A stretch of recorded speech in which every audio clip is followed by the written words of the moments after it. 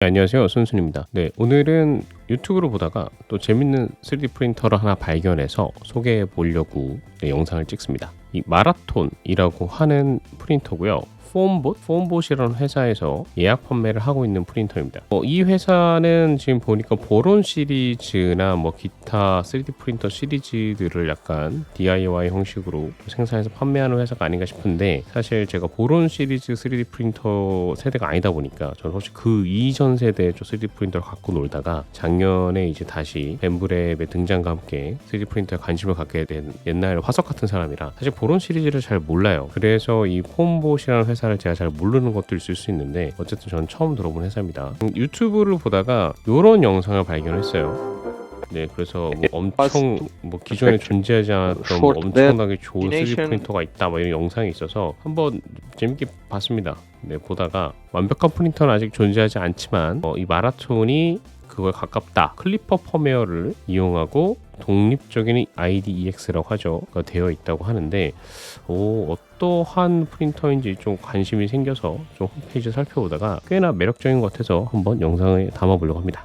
자, 일단 그거 좀 번역을 해보고, 마라톤은 시간과 노동력을 효율적으로 절약할 수 있도록 95% 사전 조립된 모듈을 제공됩니다. 누군지 모르는 유명하신 분인가 보죠. 네, 댄 안드레이 마리니스쿠 박사님과 같이 개발을 했다고 하고, 1월 25일까지 사전 판매를 하고 있다고 합니다. 생긴 거는 상당히 투박하게 생겼어요. 그래서 전문 디자이너, 산업 디자이너 분이 붙어서 만든 건 아니고 공돌이 감성으로 나온 것 같습니다. 네, 약간 디자인적인 거는 잘 모르겠어요. 특징을 보면 좀 재밌는데, 일단 특징을 보면 먼저 서포트 솔러블 필라멘트, 네, 이게 뭔지 모르겠지만 솔러블 필라멘트라는 걸 지원하고, 일단 빌드 사이즈가 상당히 큽니다. 그래서 이제 빌드 사이즈가 크면서 고속 프린터를 원하시면서 동시에 약간 이 챔버형 프린터를 기대하시는 분들한테는 되게 희소식일 것 같은데, 335, 290, 290 상당히 크죠. 그 다음에 베드 온도가 120도까지 올라간다고 합니다. 퀵 히팅 베드라고 해서 빨리 오른다고 하는데, 120도까지 오른다는 것은 카본 소재라든지 아니면은 가열, 열내소성, 강력한 경화성, 이런 좀 더 튼튼한 좋은 필라멘트의 소재를 출력할 수 있지 않을까라는 기대감이 있고요. 익스트루더도 320도까지 올라간다고 하죠. 네, 상당히 높습니다. 그 다음에 인더스트리얼 그레이드 어큐레이시, 정확도가 0.2mm, 엄청 정확한 공차율을 갖고 있다, 이렇게 보면 될 것 같습니다. 요즘 필수인 오토 레벨링을 갖고 있고요. 그 다음에 클리퍼 펌을 지원하고, 그 다음에 빠른 프린팅이 가능하고, 로버스트 웰디드 메탈 하우징 이랬는데 이게 뭔지 모르겠지만 좋은 내용이겠죠. 요즘은 이런 중저가형 고성능 프린터도 클리퍼로 많이 쓰는 것 같은데, 사실 저는 최근에 좀 개인적으로 이것저것 실험을 느낀 게 클리퍼 펌이 약간 한계가 있는 게 아닌가. 결국 클리퍼 펌을 그대로 쓰는 것보다는 제조사에서 좀 튜닝을 한 프린터들이 결국 퀄리티가 좀 좋은 것 같은데, 이런 거에 대해서는 약간 좀 의문감이 듭니다. 근데 사실 제가 클리퍼 펌도 제가 많이 써본 게 아니기 때문에 이거에 대해서는 잘 모르겠습니다. 이 프린터 써봐야지 알겠죠. 그래서 인디펜던트 듀얼 익스트루더 IDEX라고 하죠. 시스템을 갖고 있어서 알려진 것처럼 싱글 출력도 가능하고, 그 다음에 듀얼 컬러도 출력이 가능하고, 그 다음에 듀플리케이트 모드, 미러 모드도 가능하다고 합니다. 그래서 IDX 프린터 같은 경우는 위에 나온 것처럼 두 가지 컬러, 멀티 컬러가 어느 정도는 좀 된다는 장점이 있고, 또한 이제 특수한 성질을 갖는 서포터를 활용을 해서 좀 더 그 서포터 제거와 용이하게 출력을 할 수 있다는 또 장점이 있죠. 자, 그 다음에 이거 Pioneer A-Axis Motion System, 뭔 말일까?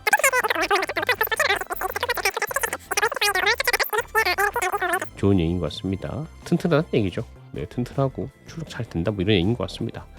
보니까 구조가 좀 특이하네요. 네, 이게 뭐야 이거? 듀얼이니까 이렇게 표현한 것 같고, 이렇게 해서 여기에 이 벨트가 들어가고, 네, 여기 톱니바퀴 뭐라고 하는 용어 갑자기 까먹었는데, 여기 딱 들어간 다음에 뱅글뱅글 돌면서, 이게 왜 이렇게 모터를 이렇게 넣었다는 거지? 이렇게 봐서는 제 엔지니어링적 소양이 부족해서 정확히 어떠한 구조로 움직이는지는 잘 파악이 되지 않지만, 이 문장을 봤을 때는 이걸 직역하자면 다음과 같죠. 이게 프린터 헤드에는 모터가 내장이 되어 있다. 그래서 응답 속도가 뭐 X축을 따라 이동하는 역할을 할 때 각 역할을 하는 것을 담당하기 때문에 필수 구성 요소가 전통적인 방식에 비해서 단순하고 뭐 좀 더 신뢰적인 출력물의 결과를 보여줄 수 있고 유지나 보수하는 게 좀 더 편하다. 약간 이런 얘기인 것 같아요. 그래서 자신들의 시스템이 단순하면서 그 다음에 모터 자체가 여기에 들어있어서 무슨 말인지 알겠다. 이게 좀 재밌네. 우리가 원래 이제 코어 XY 구조나 일반적 3D 프린터는 이 양쪽 그 편충이 되는 그 엑시스의 모터가 들어가잖아요. 근데 얘는 헤드에 X 엑시스 모터가 들어간답니다. 이렇게 돼서 얻을 수 있는 장점은 무엇이냐? 사실 뭐 여러 가지가 있겠죠. 일단 가장 큰 거는 고속 출력 시에 생길 수 있는 모멘텀 입시를 줄여줄 수가 있습니다. 우리가 이제 역학을 배우신 분들은 다 아시겠지만 모멘텀 이퀘이션이라는 게 있죠. 그래서 이제 우리가 운동방정식이라고 한국말로 말을 하는데, 그러니까 이 모멘텀 이퀘이션에서 뭐 마찰력이라든지 기타 등등을 다 이제 리듀스 시켜서 나온 게 우리가 흔히 F는 MA인데, 다시 말하면은 우리가 움직임이 발생했을 때는 생각보다 진동이라든지 마찰력이라든지 되게 다양한 힘들이 발동하게 됩니다. 그래서 이제 모멘텀 이퀘이션을 만들 때 또 하나 중요한 게 이제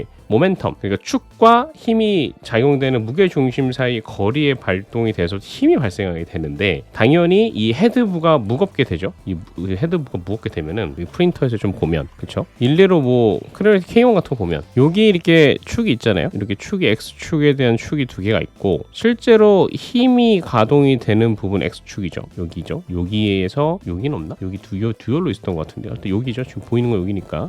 여기서 이 모터가 돌면서 이 체인을 움직이면서 힘을 발동시킵니다. 그럼 당연히 이 힘이 가해지는 뭐 역할이나 방법에 따라서 진동도 발생하고요. 그 다음에 이게 결국 이 X축 시스템, 여기를 우리가 이제 컨트롤 볼륨을 잡고, 이 컨트롤 볼륨이죠. 근데 실제로 X축만 우리가 분석한다면 이게 X축에 대한 시스템이에요. 이 X축 시스템을 바라봤을 때 힘이 가해지는 부분은 모터가 밖에 있지만, 실제로는 여기 이 풀링 축에 의해서 힘이 왔다 갔다 하는 걸로 계산을 할 수 있겠죠. 그 다음에 이 X축 내에서 변화가 발생하는 덩어리는 요건데, 얘가 당연히 무게가 무거울수록 여기서 발생하는 힘, 모멘텀, 힘 등이 크게 발생하게 됩니다. 근데 힘은 여기서 주고 왔다 갔다 한단 말이죠. 제어해주는 힘은. 근데 진동이라든지 이 진동 억제하는 뭐 기타 등등은 영향은 여기가 무게가 무겁기 때문에 제일 많이 발생해요. 그리고 우리가 출력할 때 거의 정가운데서 많이 하잖아요. 근데 힘은 여기서 준다고 했죠. 모멘텀의 사이를 제일 적으려면 여기서 출력을 해야 돼요. 그래서 우리가 보통 그 출력 퀄리티를 올리기 위한 꿀팁 같은 거 봤을 때, 그래서 한쪽 면 약간 이 좌측면의 X축의 제로 포인트 가깝게 출력을 해라 라고 하는 이유가, 그렇게 하면은 우리가 진동이라든지 그런 뭐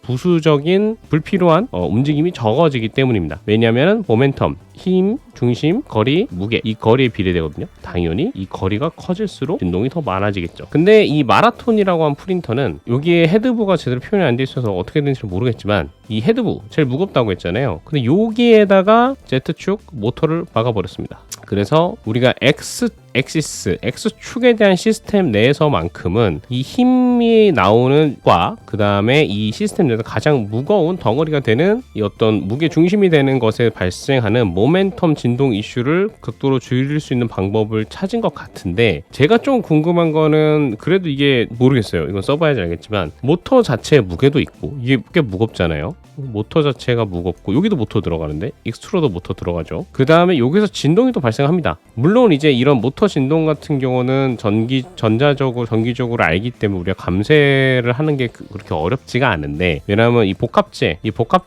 의해서 만들어진 공명 같은 게 아니잖아요. 제가 알기로는 진동에 대한 그 모터에 대한 가속도, 모터에 대한 진동, 뭐 소음을 제어하는 기술들은 많이 있는 것으로 알고 있습니다. 근데 이게 과연 거기 들어가나? 그 다음 출력 영향을 주지 않나? 이건 좀 궁금합니다. 우리가 실제로 클리퍼 기반의 프린터들에서 가속도에 따른 약간 진동 링 이슈가 많이 발생하는 이유 중에 하나가 이 가속도계를 이용해서 측정을 하고 그 다음에 그걸 감쇄해주는 일종의 알고리즘 쓰는데, 이게 모든 영역을 다 커버하지 못하고 있는 것 때문에 그렇거든요. 제가 알고 있기로는. 거는. 근데 이렇게 해서 복합체에서 하나의 더 변수가 발생을 했을 때 과연 이걸 어떻게 제어해 줄지는 좀 궁금한데 뭐 잘 나오니까 판매를 하는 거겠죠. 근데 아까도 말했듯이 어떤 모멘텀 이슈, 그러니까 축에 대한 이슈는 확실하게 잡아줄 수 있는 방법인 것 같습니다. 이게 뭐 3D 프린터 커뮤니티 내에서 많이 이미 시도가 됐었던 방식인지 제가 그건 잘 모르겠어요. 그동안 안 봐왔었기 때문에. 근데 뭐 나름 좀 검증이 돼서 그런 시도를 하는 게 아닌가 생각이 들고요. 자, 인텔리전스 익스트루더 스트럭처 앤드 리플레이스러블 하드엔드 모듈러. 하드엔드 교체가 쉬운 하드엔드 시스템을 갖고 있다고 하는 것 같고, 매드메쉬 레벨링 앤드 3G 틸트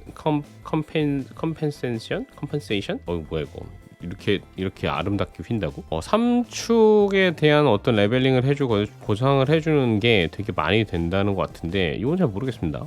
뭔지. 어쨌든 뭐 레벨링이 잘 된다는 거겠죠? 하지만 뭐 많은 3D 프린터 사용자분들이 공감하시겠지만 제일 좋은 건 결국 처음부터 물리적으로 이 레벨링을 잘 맞춰 놓는 겁니다. 요걸 잘 맞춰 놔야죠. 그건 잊어서는 안 될 것 같아요. Adopt Premium Component for Great Print Experience and Long Lifespan. 좋은 얘기인 것 같고요. 네, 좋은 얘기. 이게 무슨 모터가 좀 좋은 건가 봐요. Heat Resist 문스 모터라는 모터를 쓴다는데 이게 약간 열에 대해서 좀 강한 내구성을 갖고 있나 봅니다. 그 다음에 High Precision 볼 스크루, 정확도가 좋은 볼 스크루를 사용한다는 것 같고, 그 다음에 리니어, 이때 좋은 거 다 집어넣네. 이 리니어 레일이 어디 들어가는 거야? 여기 들어가네요. 네, 이거 보니까 리니어 레일이 들어가죠. 리니어 레일. 여기에는 이렇게 두 개는 볼 스크루를 쓰고 여기에는 리니어 레일을 씁니다. 괜찮은 선택인 것 같아요. 좋죠. 그 다음에 벨트에 대한 뭐 자랑도 해놨네요. 이게 사실은 제가 K1 프린터를 쓰다 보니까 벨트가 중요한 것 같아요. 뭐 저는 사실 벨트 때문에 그런 링이 발생하는지 아닌지에서 제가 검증은 못했는데 많은 사용자분들께서는 벨트 문제다 이런 얘기를 많이 하시더라고요. 그래서 약간 이 폭이 적당히 좀 넓은 벨트를 써야 된다 이런 얘기를 많이 해주시는데 뭐 그런 거에 대한 얘기인 건지. 그 다음에 알루미늄 플레이트에 대한 얘기가 나오는데 두께가 제법 되는 것 같죠. 왜냐면 얘가 300 몇이었죠? 얘가 작은 프린터가 아니거든요. 이게 335예요. 335인데 이게 335나 되는데 두께가 이 정도 되면은 육안으로 봐도 두께가 일반 3D 프린터면 좀 두꺼운 것 같습니다. 이게 두꺼우면 좋은 게 뭐냐? 일단 베드 평탄화가 좋을 것이고, 물론 이제 베드 자체가 온도가 올라가는 데 시간은 걸리겠지만 한번 올라갔을 때는